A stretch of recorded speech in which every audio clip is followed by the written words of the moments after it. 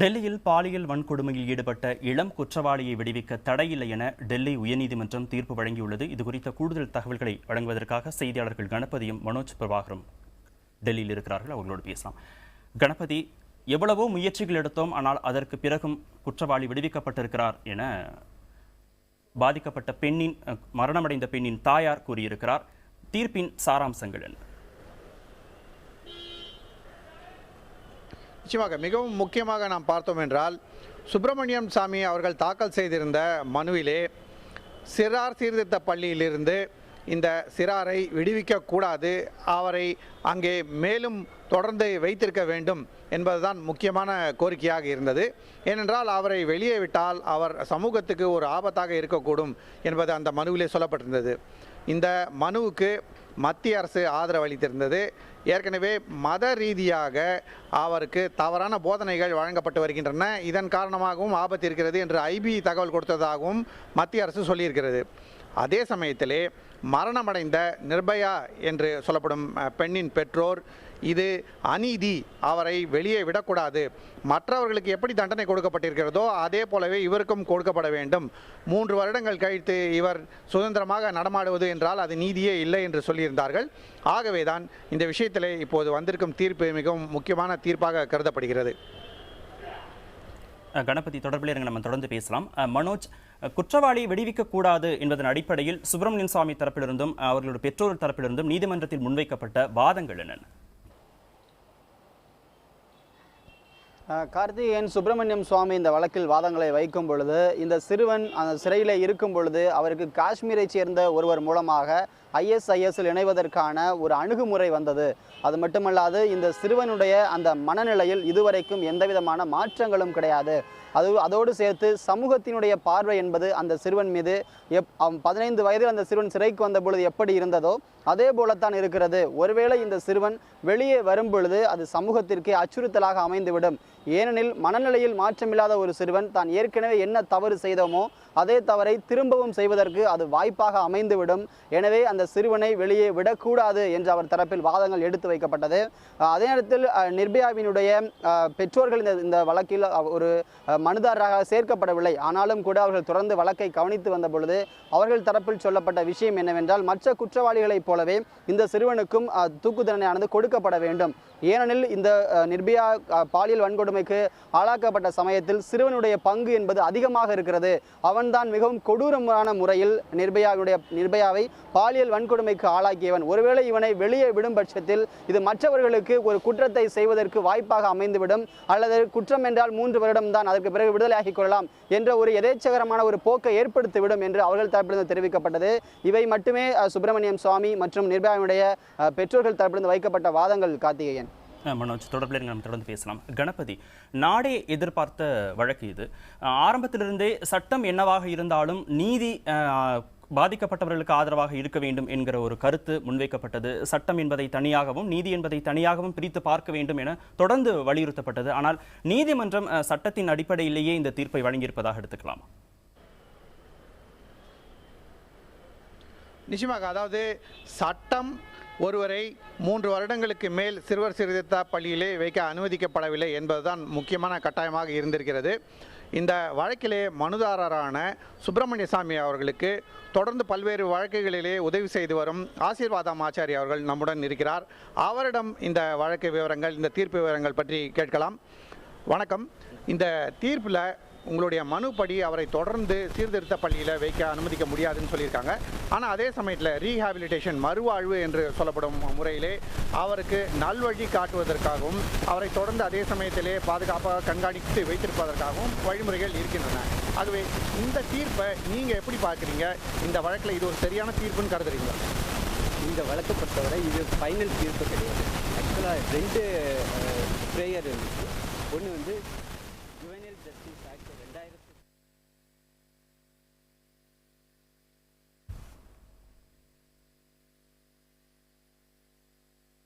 கணபதி, நம்ம தொடர்ந்து பேசலாம். தற்போது மனோஜிடம் பேசலாம். மனோஜ், பாதிக்கப்பட்ட அந்த பெண்ணுடைய பெற்றோர்கள் தரப்பிலிருந்து செய்தியாளர்கிட்ட ஏதாவது கருத்து தெரிவிச்சிருக்கிறாங்களா? கண்டிப்பாக கார்த்திகேயன், வழக்கினுடைய தீர்ப்பு வெளிவந்ததற்கு பிறகு முதலாக ஒரு அழுகையோடு நீதிமன்ற வாசலுக்கு வந்தவர்கள் அவர்கள்தான். அந்த பெற்றோருடைய அந்த நிர்பயாவினுடைய தாயார் தெரிவிக்கும் பொழுது உயர்நீதிமன்றத்தினுடைய தீர்ப்பு மிகவும் வேதனை அளிக்கக்கூடிய ஒரு தீர்ப்பாக இருக்கிறது. இந்த தீர்ப்பு எங்களை ஏமாற்றி விட்டது. நாங்கள் நீதிமன்றம் இது போன்ற ஒரு விஷயங்களை கடைபிடித்து மற்றவர்களுக்கு முன்னுதாரணமாக இருக்கும் என்று நினைத்திருந்தோம். ஆனால் நாங்கள் நினைத்ததற்கு மாறாகவே இந்த தீர்ப்பு வந்திருக்கிறது.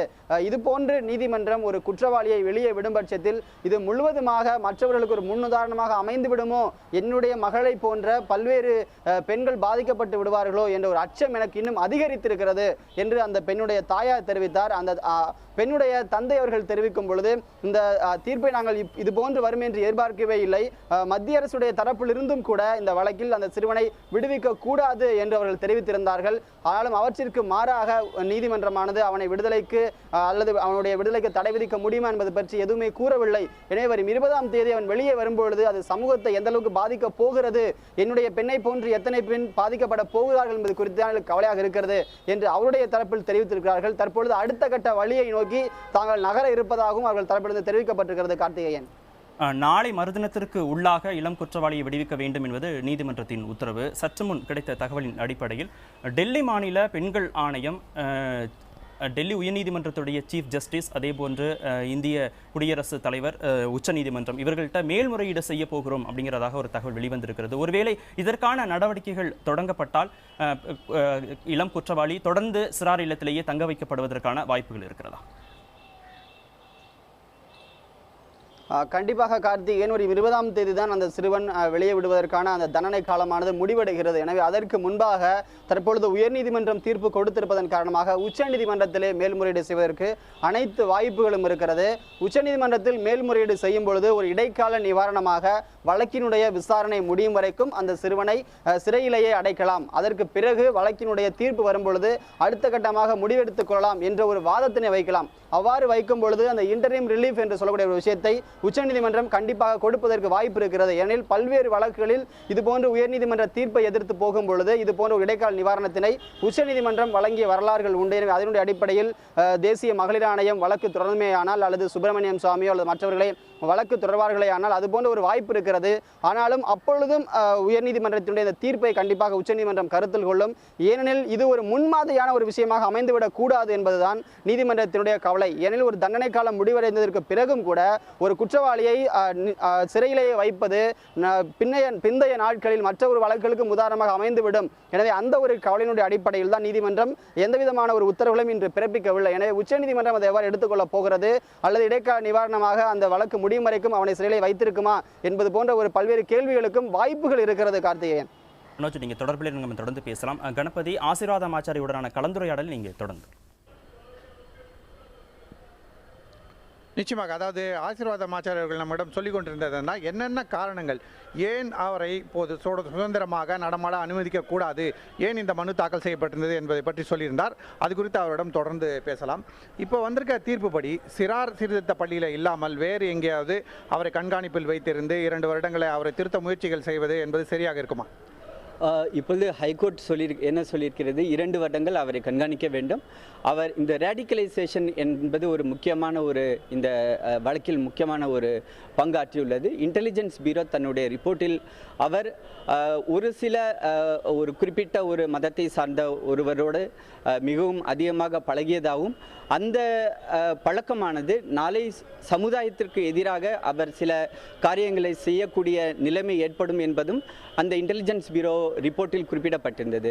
அதை கண்காணிக்கவும் அவர் சமுதாயத்தில் சமமாக கலந்து மக்களோடு மக்களாக வாழ முடியுமா என்பதை கண்காணிப்பது மிக மிக அவசியம் என்பதை ஹைகோர்ட் ஒத்துக்கொண்டுள்ளது.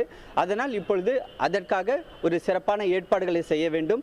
ஏதாவது என்ஜிஓ, அதாவது சென்டர், ரீஹாபிலிட்டேஷன் சென்டர், அதுபோல ஏதாவது ஒரு அமைப்போடு அவரை இணைத்து அவருடைய நடவடிக்கைகளை தினமும் கண்காணிக்க வேண்டும். அவர் சரியாக சமுதாயத்தோடு பழக முடியும் என்ற நிலைமையில் மட்டுமே தான் அவரை வெளியிட வேண்டும். இன்னொரு முக்கியமான விஷயம் என்னென்னா, இந்த வழக்கில் பெற்றோர்கள் மற்றும் மற்றவங்களாம் திரும்பி சொல்ல வந்தது, ரொம்ப கொடூரமான முறையில் செயல்பட்ட சிறுவன் இவன் சிறார் என்கிற ஒரே காரணத்தால் தான் தப்பித்து விட்டார் என்று சொல்லிக் கொண்டிருந்தார்கள். அப்படிப்பட்ட சூழ்நிலையில் இந்த வழக்கில் நீங்கள் உச்சநீதிமன்றத்தில் மேல்முறையீடு செய்கிறதுக்கான வாய்ப்புகள் இருக்கா? அதை பற்றி டாக்டர் சுப்பிரமணியன் சாமி மிக விரைவில் அறிவிப்பார். இப்பொழுது இம்மிடியட்டாக என்ன செய்ய வேண்டும் என்றால் 20ஆம் தேதி அவர் வெளிவர வாய்ப்பு உள்ளது. அந்த வாய்ப்பை முதலில் தடுக்க வேண்டும். அதற்கு பல்வேறு வகையில் தடுக்கலாம். டெல்லி போலீஸ் அவரை தங்களுடைய கஸ்டடியில் எடுத்து திஹார் ஜெயிலில் வைத்திருக்கலாம். ஏனென்றால் இப்பொழுது சஹாரா நிறுவனத்துடைய தலைவர் அதுபோல் தான் இருக்கிறார். ஜெயிலுக்குள்ளாரையே ஒரு கஸ்டடியை எடுத்து அவரை வைத்திருந்து அவருடைய நடவடிக்கைகளை பார்க்கலாம். என்ஜிஓ யாராவது முன்வரும்போது அல்லது டெல்லி போலீஸ் என்ஜிஓவோட தொடர்பு கொண்டு அவர்களை அந்த சிறுவனை தங்களுடைய கஸ்டடியில் வைத்துக்கொள்ள முடியும் என்று கொண்டு வரும் வரை இந்த ஒரு வாய்ப்பு இருக்கிறது. அதே சமயம் சுப்ரீம் கோர்ட் வரை இது கண்டிப்பாக செல்ல வேண்டிய சூழ்நிலை வரும். ஏனென்றால் 2014ஆம் வருடம் லோக்சபாவில் இந்த திருத்தம், அதாவது ஏஜ் 16 முதல் 18 வயது வரை உள்ள சிறார்களையும் மற்றவர்களை எப்படி கிரிமினல் ஜஸ்டிஸ் எடை போடுகிறதோ அதே மாதிரி எடை போட வேண்டும் என்று அதில் திருத்தம் கொண்டு வரப்பட்டது. லோக்சபா அதில் பாஸ் பண்ணிவிட்டது. ராஜ்யசபாவில் இன்னும் பாஸ் பண்ணவில்லை. அதற்கு ஒரு சில கட்சியை சேர்ந்த ராஜ்யசபா உறுப்பினர்கள் எதிர்ப்பு தெரிவிக்கின்றார்கள். இந்த சூழ்நிலையில் எங்களுக்கு உள்ள ஒரே அடுத்த வாய்ப்பு சுப்ரீம் கோர்ட்டின் கதவை தட்டுவதாக இருக்க வேண்டும். டாக்டர் சுப்பிரமணியன் சாமி இது குறித்து மிக விரைவில் அறிவிப்பார். ஏற்கனவே சுப்பிரமணியன் சாமி அவர்கள் ஒரு வழக்கு பதிவு தெரிஞ்சிருந்தார். அதில் இந்த வயதை 16ஆக குறைக்க வேண்டும். 16 வயதுன்னா சிறுவர்கள் சிறார் என்று 18 வயதுக்கு மேல் தான் இப்போது அடல்ட் என்று நாம் கருதுகிறோம். அதை 16ஆக குறைக்க வேண்டும் என்று சொல்லியிருந்தார். அதற்கு மேனகா காந்தி போன்றவர்களும் ஆதரவு தெரிவித்திருக்கிறார்கள். ஆகவே தான் நாடாளுமன்றத்திலே ஒப்புதல் பெற்றிருக்கிறது. அப்படிப்பட்ட சூழ்நிலையிலே நாம் இன்னொரு பக்கத்தை பார்த்தோம் என்றால் ஒருவேளை இந்த சிறுவன் திருந்திருக்கலாமே, திருந்தவில்லை என்று ஏன் கருத வேண்டும்? திருந்திருக்கவும் வாய்ப்பு இருக்கிறது அல்லவா? அது திருந்திவிட்டானா திருந்தவில்லையா என்பதை நாம் முடிவு செய்ய முடியாது. அதற்குரிய ஒரு சில உளவியல் வல்லுநர்கள் தான் அதை முடிவு செய்ய வேண்டும். அதற்காக சைக்கோமெட்ரி டெஸ்ட் என்று சொல்வார்கள், பேப்பர் பென்சில் டெஸ்ட் என்று சொல்வார்கள். இவற்றை அவனுடைய உளவியலை அவன் முதலில் ஆய்வு செய்ய வேண்டும். அவன் உண்மையிலே திருந்திவிட்டானா அல்லது திருந்துவது போல் பாசாங்கு செய்கிறானா, வெளியில் வர வேண்டும் என்ற ஒரே காரணத்துக்காக செய்கிறானா, இது போன்ற அவனுடைய உள்ளத்தை ஆய்வு செய்வது நம்மால் முடியாது. இதற்காக சைக்காலஜிஸ்டுகள் தான் செய்ய முடியும். இரண்டாவது, இதில் ஒரு முக்கியமான விஷயத்தை நம்ம பார்க்க வேண்டும் என்னவென்றால் அவனுடைய ஊர் பதாயூன் என்ற உத்தரப்பிரதேசை சேர்ந்த ஒரு ஊர். அவன் திரும்பி தன்னுடைய சொந்த ஊருக்கே செல்ல விரும்புகிறான் என்று கேள்விப்பட்டார். அதே சமயம் அங்கு என்ன நடக்கின்றது என்றால் அவன் சேர்ந்துள்ள மதத்தை சார்ந்தவர்கள் மிகவும் அதிகமாக உள்ளார்கள். அங்குதான் மிக அதிகமான முறையில் அந்த மதத்தை சார்ந்தவர்கள் இந்த ஜிஹாத், ISIS போன்ற பரப்புரைகளை நிகழ்த்தி வருகிறார்கள். அந்த வில்லேஜை சேர்ந்த பையன் அவன். ஆகவே அவன் திரும்பி அவர்களோடு சேர்ந்து ஐக்கியமாகிவிட்டால் சமுதாயத்திற்கு அவன் மிகப்பெரிய ஒரு பேராபத்தை விளைவிக்கக்கூடியவனாக இருப்பான் என்று ஒரு கருத்து நிலவுகிறது. ஆனால் அவன் திருந்திவிட்டானா திருந்தவில்லையா என்பதை ஒரு சைக்காலஜிஸ்டுகள் தான் அதை அனலைஸ் செய்ய முடியும். அதாவது இந்த வழக்கில் முக்கியமாக நாம் பார்த்தோம் என்றால், ஒன்று, இந்த சிறுவன் இப்போது வெளியே வந்த பிறகு அவன் வாழ்க்கை எப்படி போகிறது, அவன் திருந்திவிட்டானா இல்லையா என்பதை உளவியல் ரீதியாக கண்காணித்து தான் அறிந்து கொள்ள முடியும். அதுவரை இந்த பக்கமோ அந்த பக்கமோ எந்த விதமான முடிவும் எடுத்துவிட முடியாது என்பதை ஆசீர்வாத் ஆமாச்சாரி சொல்லியிருக்கிறார். அதே சமயத்திலே கணபதி, நீங்க தொடர்பில் இருங்க, நம்ம தொடர்ந்து பேசலாம். தற்போது மனித உரிமை ஆர்வலர் மனோரமா இணைப்பில் வந்திருக்காங்க. தொடர்ந்து பேசலாம் உங்களோடு. வணக்கம் மேடம், இணைப்பில் இருக்கீங்களா? வணக்கம்.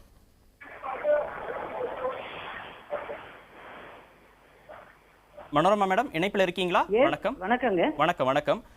டெல்லி பாலியல் வன்கொடுமை வழக்கில் சம்பந்தப்பட்ட இளம் குற்றவாளியை விடுவிக்க தடை இல்லை என டெல்லி உயர்நீதிமன்றம் தீர்ப்பு வழங்கியிருக்கிறது. இந்த தீர்ப்பை நீங்க எப்படி பாக்குறீங்க? அதாவது அந்த பையனுக்கு 3 இயர்ஸ் தீர்ப்பு கொடுத்து அதை அனுபவிச்சுட்டான் அந்த தீர்ப்பை. ஹலோ, நீங்க தொடர்ந்து பேசலாம். அந்த தீர்ப்பு முடிஞ்ச காலத்துல அவனை விடுவிக்க வேண்டிய கட்டாயத்துல இருக்கிறோம். சட்டப்படி பாத்தீங்கன்னா ஒரு தண்டனைக்கு ஒரு தீர்ப்பு இருக்க முடியும். திரும்பி வேற விதமாக கேச போடும்போது தான் அவனுக்கு வேற ஏதாவது நம்ம பண்ணலாம். இப்ப வெளியில வந்த பையன் அவன் மன ரீதியாக எப்படி இருக்கிறான், அவனுடைய செயல்பாடு எப்படி இருக்குன்றத தன்னார்வ தொண்டு நிறுவனங்களுக்கு யாராவது இன்ட்ரெஸ்டடா இருந்தாங்கன்னா அவங்க கையில ஒப்படைச்சு அந்த பையனை அடுத்த ஒரு 3 இல்ல 5 ஆண்டுகளுக்கு ஃபாலோ செய்தால் கொஞ்சம் பெட்டராக இருக்கும். ஏன்னா திரும்பி இதே மாதிரி வேற ஏதாவது வன்கொடுமைகள்ல அவன் வந்து மாட்டுறானா, இல்ல அவன் வந்து அதே கேங்ஸோட திரும்பி சேர்றானா அப்படின்றதெல்லாம் ஆய்வு செய்யலாம். ஆனா சட்ட ரீதியாக இன்னைக்கு வந்து அவனை வந்து ரிலீஸ் பண்றது வந்து அதை தவிர வேற வழி இல்லை. பட் அப்படியே மக்களுடைய பயத்திலையும் நம்ம வந்து பார்க்க வேண்டும். அதனால்தான் இந்த மாதிரி தன்னார்வ தொண்டு நிறுவனங்கள் அவனுக்கு மேற்கொண்டு கவுன்சிலிங்கு, இமோஷனல் சப்போர்ட் எல்லாம் கொடுத்து, அவன் ஃபேமிலிக்கான சப்போர்ட்டை கொடுத்து, அவங்க ஃபேமிலி மெம்பர்ஸையும் இதுல இன்வால்வ் பண்ணி அவன் மனமாற்றம் வருகிறதான்றதை நம்ம பார்க்கணும். இந்த சிறுவனை சுதந்திரமாக வெளியே விட்டா எங்களுக்கு எப்படி நீதி கிடைச்சதாக சொல்ல முடியும்? மக்கள் என்ன நினைப்பாங்க அப்படின்னா நீதிமன்றமும் அரசும் யோசிக்கலையா அப்படின்னு பல்வேறு கேள்விகளை இறந்து போன இந்த பெண்ணின் அம்மா கேட்டிருக்கிறாங்க. அந்த கோணத்திலிருந்து இந்த வழக்கை நீங்க பார்க்கலையா? இல்ல, அந்த கோணத்தில் இருந்து நம்ம இந்த வழக்கை பார்க்கறது வந்து ஆக்டிவிஸ்டா பார்க்கறது ஒண்ணுங்க. ஆனா நாங்க வந்து இந்த சட்டத்தை எல்லாம் நாங்க வழிமுறைக்கு கொண்டாடுனதுனால இதுதான் நம்ம வந்து சட்டத்துல செய்ய முடியும். அதற்கு ஏன்னா இவன் வந்து ஒரு குழந்தை, சட்டத்துக்கு முன்னாலே இவன் 18 வயது நிரம்பாத ஒரு குழந்தை. ஸோ ஒரு குழந்தை தப்பு செய்யும் போது இவ்வளவுதான் நம்ம வந்து தண்டிக்க முடியும். கண்டிப்பாக அந்த 3 வருட காலத்துல அவனுக்கு கவுன்சிலிங் கொடுக்கப்பட்டிருக்கும், அவன் ஏதாவது சோசியல் சர்வீஸ் செய்ய வச்சிருப்பாங்க, அவனுக்கு நிறைய மனமாற்றத்துக்கான உபதேசங்கள் கொடுக்கப்பட்டிருக்கும், எல்லாமே இருக்கும். இதுக்கு மேல நம்ம வந்து அதை பண்ண முடியாது. அவனுக்கு அந்த தண்டனை காலம்ன்றது முடிஞ்சா அவன் வெளியில வந்துதான் ஆகணும். விடாதீங்கன்னு நம்ம வந்து சொல்ல முடியாது இல்லைங்களா? இப்ப அதுக்கான ஏதாவது ஒரு விஷயம் அவன் ஜெயில இருக்கும்போது இப்படி பிஹேவ் பண்ணான், இல்ல ஜெயில இருக்கும்போது அவன் இந்த மாதிரி சொன்னான் அப்படின்றது ஏதாவது இருந்தால் வேணா நம்ம பார்க்கலாமே தவிர, ஒரு தண்டனை முடிந்து வெளியில வர்ற பர்சனை வந்து நம்ம விடாதீங்கன்னு நம்ம சொல்ல முடியாது. பட் கண்டிப்பாக அந்த தாயுடைய ஒரு விஷயமும் ஆஸ் அ உமன் ஆக்டிவிஸ்ட் நீங்க பார்க்கும்போது நான் என்ன ஃபீல் பண்றேன், அவனுக்கும் நிறைய நம்ம வந்து சப்போர்ட் தரணும். ஏன் அப்படி செய்தான், இனிமேல் இது மாதிரி செய்யாம இருக்கிறதுக்கு அவனுக்கு என்ன தேவை, ஏதாவது அவனுக்கு வந்து மாற்று தொழில் ஏதாவது கொடுக்க முடியுமா, அவன் வேற எங்கேயாவது போய் தங்கி வாழ விரும்புறானா, இப்படின்றத எல்லாமே வந்து ஆய்வு செய்துதான் முடிவு செய்ய வேண்டும். நிச்சயமாக. இணைப்பில் வந்து உங்களுடைய கருத்துக்களை பதிவு செய்ததுக்கு மிக்க நன்றி. நிர்மலா கொற்றவை மனித உரிமை ஆர்வலர் இணைப்பில் வந்திருக்காங்க, அவங்களோட பேசலாம். மேடம் வணக்கம். வணக்கம். தீர்ப்பு குறித்து உங்களுடைய பார்வை? இல்ல, இது ரொம்ப ஒரு அநீதிக்குரிய தீர்ப்பா தான் நம்ம பார்க்க வேண்டியிருக்கு. ஏன்னா அவர் வந்து இருக்கிற அந்த மற்றவர்களே இவர் தான் ரொம்ப கொடூரமாக அந்த பெண்ணை வந்து துன்புறுத்தி இருக்காரு. So just saying the age அவரை ரிலீஸ் பண்றதுன்றது வந்து ரொம்ப ஒரு வேதனைக்குரியதா இருக்கு. பட் நம்ம வந்து ஒட்டுமொத்தமா வந்து சமூகத்தையும் நம்ம வந்து மாற்ற வேண்டியிருக்கு, ஆணாதிக்க கருத்தியலை மாற்ற வேண்டியிருக்குன்னு நம்ம பேசித்தான் இருக்கோம். பட் ஒரு ஜுவனைல் அந்த ஏஜ் இருக்கு இல்லையா, திஸ் மேன் பர்டிகுலர்லி இந்த பையனுடைய ஏஜை வந்து நம்ம வந்து ஜுவனைல்ல சேர்க்க முடியுமாங்கிறதே ஒரு புரிஞ்சிக்க முடியாத விஷயமா இருக்கு. So it is very disappointing. as a woman it is very disappointing. Rehabilitation அது எல்லாம் பண்ணணும், சமூகத்துல குற்றம் செய்யறவர்களை திருத்தணும், இது எதுக்குமே நான் எதிராக பேசல. ஆனா இந்த இது வந்து அவரை வெளியில விடுறதுங்கிறது மற்றவர்களுக்கு நம்ம என்ன முன் உதாரணத்தை அமைச்சு கொடுக்குறோங்கிறது தான் இப்ப கேள்வியா இருக்கு. இல்லை, அந்த பையனுடைய ஊதியத்தில் தான், அவன் கொடுத்த காசில் தான் குடும்பம் சில நாட்கள் போயிட்டு இருந்தது. அவனுடைய அப்பா வந்து மனநலம் பாதிக்கப்பட்டிருந்தாரு. அப்புறம் குறைந்த நாட்களில் அவரை வந்து முற்றிலுமாக காணாமல் போயிருக்கிறாரு. இப்போ தான் அந்த பையன் கிடச்சிருக்கிறான். அந்த அந்த சம்மந்தப்பட்ட வழக்குக்கு பிறகு தான் அந்த பையன் மீண்டும் கிடச்சிருக்கிறான். அப்படின்னா அந்த ஒரு தங்களுடைய மிக இயலாத ஒரு சூழ்நிலையை அந்த பையனுடைய அம்மா முன்வைக்கிறாங்க. அந்த பையன் சின்ன வயசில் ரொம்ப பாலியல் ரீதியாக துன்புறுத்தப்பட்டிருக்கிறான். எனவே அவனை சமூக பொருளாதார காரணங்களோடும் அந்த பையனை வந்து அந்த பையனுடைய வாழ்நிலையில நாம வந்து அணுக வேண்டியதா இருக்கு அப்படின்னு இன்னொரு தரப்புல கருத்து சொல்றாங்களே. இந்த மாதிரி ஒரு பையன் வந்து என்ன வந்து செஞ்சு அந்த குடும்பத்தை காப்பாத்திடுவான்னு அவங்க எதிர்பார்க்கிறாங்கன்னு எனக்கு புரியல. நான் அதான் திரும்பவும் சொல்றேன், மறுவாழ்வுன்னு சொல்லும்போது சம்பந்தப்பட்ட அந்த குடும்பத்தினருக்கும் உதவி செய்ய வேண்டிய கடமை ஒரு சமூகமாக நமக்கு இருக்கு. அது அவர் தான் செய்யணும்னு இல்லை, நாம கூட மகனாகவோ மகளாகவோ இருந்து அந்த குடும்பத்துக்கு உதவி செய்யலாம், அது பிரச்சனை இல்லை. பட் இந்த பையன் செய்த தவறுக்கு வந்து அவனுக்கு கொடுக்கப்பட்டிருக்க தண்டனைன்றது வந்து அல்லது தண்டனையும் பத்தாது, அதே மாதிரி அவர் வெளியில விடும்பொழுது நாம என்ன முன் உதாரணம் கொடுக்குறோங்கிறது ஒரு பிரச்சனையா இருக்கு. அதுக்கப்புறம் செகண்ட் பாயிண்ட் நீங்க என்ன சொன்னீங்க? ஹலோ. அந்த பையனுடைய சமூக பொருளாதார காரணங்களோடு சின்ன வயசுல அவர் பாலியல் ரீதியாக துன்புறுத்தப்பட்டது, அதனால் ஏற்பட்ட மனமாற்றங்கள், இப்ப அந்த பையனுடைய வாழ்வியல் நிலை, இதெல்லாத்தையும் கருத்துல கொண்டு அந்த பையனை விடுவிக்கலாம் அப்படின்னு இன்னொரு தரப்புல சொல்லப்படக்கூடிய கருத்தை நீங்க எப்படி பாக்குறீங்க கேட்டேன். அப்ப பெண்கள் தான் வந்து இன்னும் அதிகமாக சிறு வயதுல இருந்தே பாலியல் ரீதியாக பயங்கர துன்புறுத்தலுக்கு உள்ளாகுறாங்க. அப்ப அவர்கள் இது மாதிரியான எந்த பழிவாங்கல் நடவடிக்கைகளையும் ஈடுபடுறது இல்லையே. இதை வந்து ஏன் வந்து யாரும் யோசிக்க மாட்டேங்கிறாங்க. அதனால நான் திரும்பவும் சொல்றேன், சமூகம், உளவியல் எல்லாத்தையும் நம்ம கணக்குல எடுத்துக்கணும். அதை எடுத்துக்காம நம்ம பேச முடியாது. இருந்தாலும் இந்த பையனுடைய ஏஜ் இருக்குல்ல, வாஸ் ஹி டெஃபினெட்லி ஜுவனைல் அப்படிங்கிற ஒரு கொஸ்டின் இருக்குல்ல, அதுல இருந்து வந்து நம்ம வந்து இந்த தீர்ப்பை பார்க்காம அந்த கேஸை அணுகாம அவரை வந்து ஒரு ஜுவனைல் அப்படின்னு சொல்லிட்டு உடனே ஒரு 3 years டைம்ல ரிலீஸ் பண்றதுன்னும் போது அந்த நிர்பயாவுடைய பேரண்ட்ஸ் அனுபவிக்க போற துன்பம் என்ன, எதிர்காலத்துல பெண்களுக்கு வந்து என்ன விதமான ஒரு நம்பிக்கையை வந்து இந்த இந்த நீதிமன்றம் வந்து கொடுக்குது அப்படின்லாம் நம்மளுக்கு கேள்வி வருது இல்லையா? நிச்சயமா. இணைப்பில் வந்து உங்களுடைய கருத்துக்களை பதிவு செய்ததுக்கு மிக்க நன்றி. இது தொடர்பான கூடுதல் தகவல்களை வழங்கிய செய்தியாளர்கள் கணபதி மற்றும் மனோஜ் பிரபாகர், உங்களுக்கும் நன்றி.